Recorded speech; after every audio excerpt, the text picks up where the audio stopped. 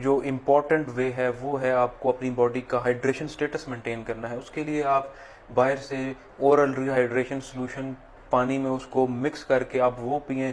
Dense food use ना करें, आप बनाना यूज़ कर सकते हैं, आप ब्रेड खा सकते हैं, ग्रीक योगर्ट आप कंज्यूम कर सकते हैं। और जो इम्पोर्टेंट चीज़ है जो डाइजेशन में रोल प्ले कर रहे होते हैं वो है हेल्दी माइक्रोबायोम, जो आपकी गट का जो आंतों का हिस्सा होते हैं, उनकी वजह से ही खाना अच्छे तरीके से हजम हो रहा होता है और उसमें जो चीज़ें बॉडी को एब्जॉर्ब करनी होती हैं बॉडी वो एब्जॉर्ब करती है। लेकिन जब वो माइक्रोब्स अपना रोल सही से परफॉर्म नहीं कर पा रहे होते, इन्फेक्शन की वजह से आप बार बार एंटीबायोटिक्स ले रहे थे, तो ना सिर्फ वो इन्फेक्शन आपका ठीक होता है बल्कि ये हेल्दी माइक्रोबायोम भी उसकी वजह से किल हो जाते हैं। तो प्रोबायोटिक्स सैशे फॉर्म में अवेलेबल होते हैं, आप उनको कंज्यूम कर सकते हैं। वो आपकी डाइजेशन को बेहतर करेंगे।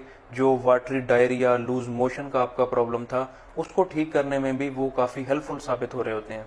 अब दूसरे नंबर पे आ जाता है इन्फेक्शियस डायरिया।